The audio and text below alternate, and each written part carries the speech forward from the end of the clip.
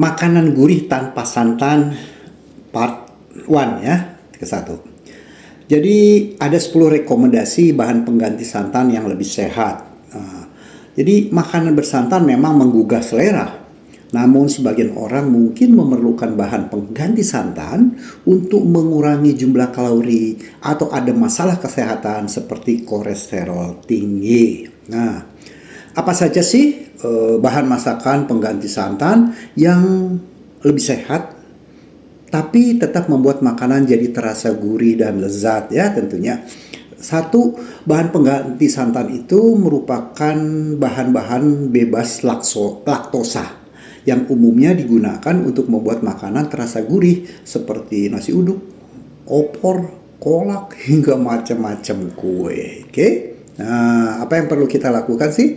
Satu, pertama adalah susu almond. Oke?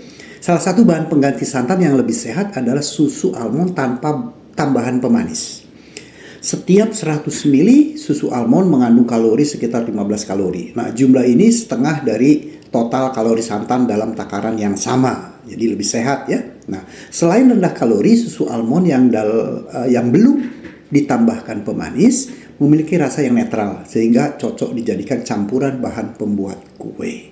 Nah, kandungan lemak dalam susu almond tidak sebanyak santan. Bisa menjadi bahan pengganti untuk masakan untuk Anda yang punya kolesterol tinggi. Oke? Nah, yang kedua apa sih? Susu kedelai. Pengganti santan berikutnya yang tak kalah menyehatkan adalah susu kedelai. Karena susu kedelai salah satu sumber protein nabati yang memiliki kandungan lemak sedikit lebih rendah daripada santan.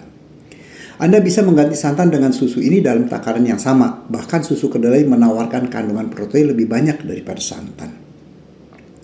Dalam secangkir susu kedelai, ya kurang lebih 240 ml tersedia 7 gram protein. Sedangkan santan hanya mengandung setengah gram protein dalam takaran yang sama. Artinya apa? Artinya 14 kali susu kedelai lebih baik daripada santan dalam hal protein. Namun, pastikan untuk menggunakan susu kedelai tanpa pemanis agar tidak mengubah rasa hidangan Anda. Oke? Yang ketiga, susu oat. Susu oat memiliki rasa lebih manis dan kandungan karbohidrat yang tak jauh berbeda dari santan. Nah, menurut penelitian dalam British Journal of Nutrition tahun 2014, susu ini bisa dijadikan pengganti santan karena kaya akan serat larut dan profil lipid yang cukup tinggi. Lemak santan menghasilkan buih atau busa kopi yang enak. Susu oat secara alami mengandung beta-glukan yang tinggi, yaitu serat yang membantunya berbusa saat dipanaskan. Yang ketiga ya. Yang keempat adalah susu kacang mete. Nah, susu kacang mete biasanya digunakan untuk membuat saus kacang, salad, dan smoothie. Nah, jenis susu kacang-kacangan ini mempunyai tekstur yang lebih halus dan lembut daripada susu kacang lainnya. Tak hanya itu, susu kacang mete ternyata memiliki kandungan lemak yang lebih tinggi daripada santan dan jenis susu nabati lainnya, tetapi mempunyai jumlah kalori dan protein lebih rendah. Karena teksturnya yang mirip dengan santan, susu kacang mete bisa menjadi bahan pengganti santan yang tak kalah menyehatkan. Sekarang kita yang mana nih? Yang kelima ya, yaitu yogurt.